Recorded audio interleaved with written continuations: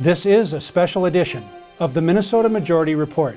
Minnesota Majority would like to thank Pat Anderson, President of the Free Market Institute, for allowing us this opportunity to welcome Lord Chirstopher W. Monckton, 3rd Viscount Monckton of Brenchley, to the Minnesota Majority Report. Welcome, Lord Monckton. Well, it's a real pleasure to be here, and thank you very much for giving me this opportunity. We're pleased to have you. Lord Monckton, you told Glenn Beck that you had prompted a friend to fund the lawsuit against the British government to prevent the showing of inconvenient truth in the schools. And the quote from Glenn's show is, "It was to fight back against this tide of unscientific, freedom-destroying nonsense." Please put this subject in context. How long has this battle been going on, and what kind of progress has the voice of reason and common sense had against global warming hysteria? That's a lot of questions all in one. But to answer the earliest question first, if you like, when did all this begin? The global warming scare began when in 1958 in March, on the slopes of Mauna Loa, which is a mountain in Hawaii, volcanic mountain, Charles David Keeling began doing the first accurate measurements worldwide of the amount of carbon dioxide in the atmosphere. And he did this by a new technique which he himself had developed. It was a very meticulous technique. It's now copied all around the world, and it's quite a reliable technique.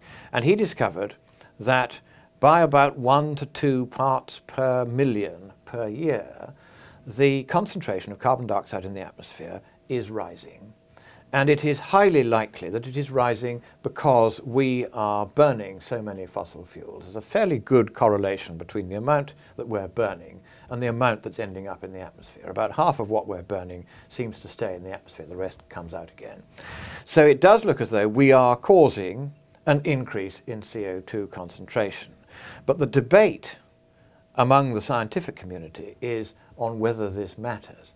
And that is not a political question, which is why people like Al Gore ought to stay well clear of it, because his movie starts from the assumption that carbon dioxide has a very large effect on global temperature, when in fact the very small changes that we are able to make to the atmospheric concentration of carbon dioxide, 2 parts per million per year, 200 parts per million per century, it's not a lot.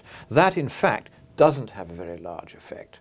So Gore tends to exaggerate, as indeed the UN exaggerates, but Gore exaggerates even beyond the UN. And when his case came up in front of the High Court at the instigation of me and others, in fact the case was brought in the end by a Kent lorry driver who had 2 children of school age and did not want them to be propagandized by anyone on either side of any debate. He wanted the truth. He didn't want lies told to his children in school.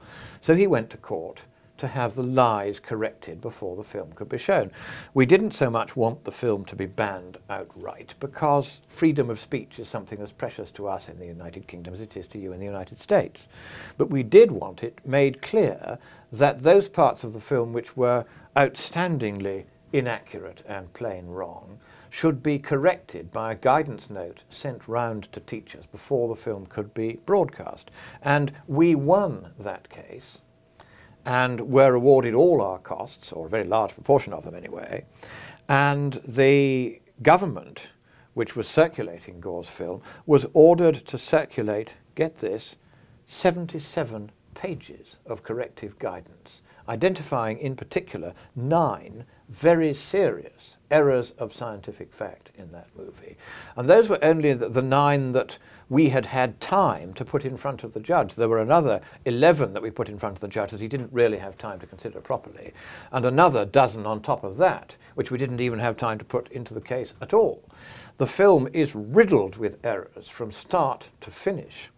It is an extraordinary fact that all those errors point in one direction at all, and none in the other. They all point towards exaggerating a problem where there is one and making up a problem where there isn't. In other words, these errors are not accidental. They are deliberate errors, peddled by a man who is hoping to make, and indeed has already made, a very large financial fortune by what in fact is fraud.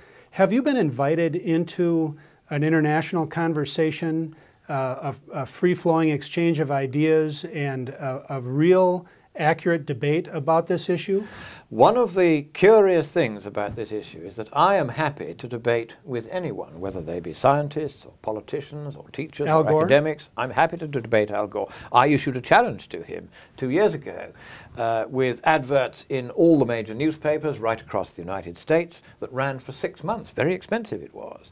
He did not reply. Why? Because he knows perfectly well that if he comes up against me or anyone who knows the elementary science and economics behind this particular story, he will be left bleeding all over the floor. He knows he can't win. And indeed, when the Republican elected minority in Congress invited me to testify alongside Al Gore in front of the Energy and Commerce Committee of Congress earlier this year on the Waxman-Markey climate bill, the bill that actually says that it wants to close down 5/6 of the US economy by the year 2050.